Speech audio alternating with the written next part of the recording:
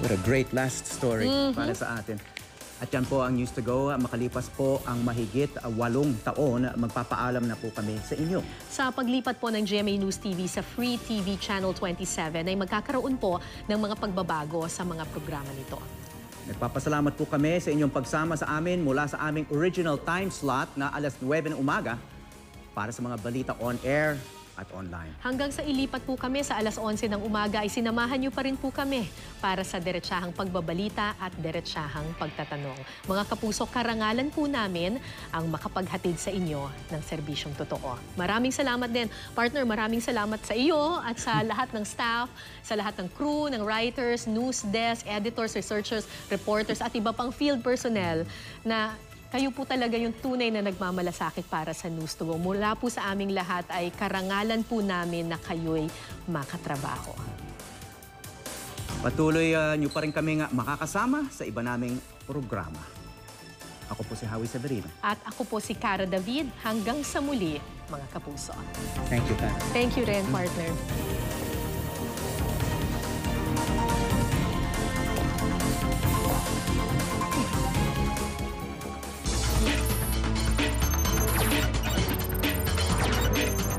Taong 2011, nagsimula ang paghahatid namin ng mga balitang on the go. Ito ang kauna-unahang edisyon ng News to Go. Mga balita para sa mga on the go. Simula nga ngayon, masasabi niyong oras-oras, alam ko. Gumamit ng makabagong teknolohiya. May bawas singil ang Meralco. Binalaan ng mga otoridad ang mga residente. Mga kapuso, this is EDSA. Ihirangin namin ngayong araw ang top 12 news scoops of 2012. Tinutukan na mahalagang pangyayari at may init na issue. Ayun o, inaabot niya yung kanyang kamay. Nagtatalo ngayon ang mga aktivista kung haharangin nila itong kalsada o hindi.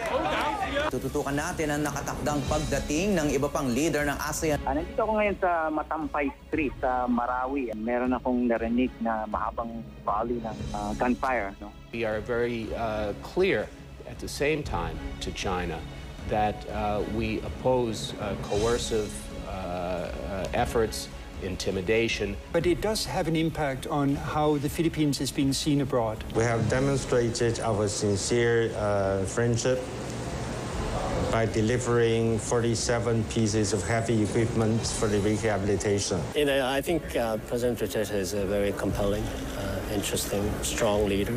Diretsahang tinalakay ang mga kontrobersya. Mga eksklusibong panayam for the record. Siguro isa pong pinaglalaban po namin ni future Senator Coco Pimentel. Well, vindication, lalo na nung tinawag ako ni Migs na future senator. So where did martial law go wrong? For the first 3 years, it was okay. Pero nagkaroon na ng corruption. Huwag niyong sabihin na kami ay hindi nasasaktan. Nasasaktan kami rito. Papatayin ko pati mga ipis at daga. Lahat po, pati po mga bata. Lahat. It's very obvious that China is militarizing those islands. The question is who controls and who is supposed to have control legally. Every nation has to be a part of the solution. Yung lowering of the age of criminal liabilities, ang ayon yung Pangulo, ako hindi. Every time na may operation, yung mga sundalo, police, always tinitake advantage lang nila na human rights violation. Pag sinabi ng pinaka-boss namin na that chief executive na huwag, so bakit mo gagawin yan? Sunod ako sa kanya.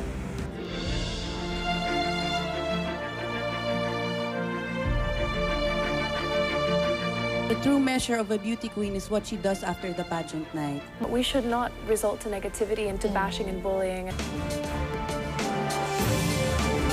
Nakakapanayam natin si GMA resident analyst Professor Richard Hidarian. At siniyasat ang mga usapin sa The Big Picture.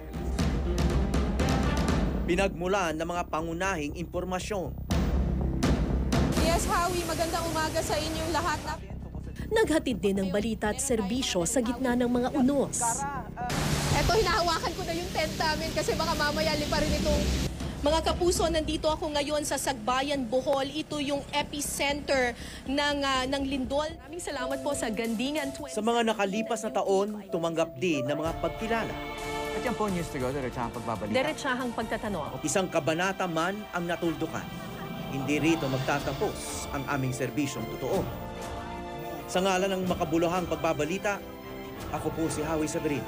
Nangangailangan sila ng... At ako po si Cara David.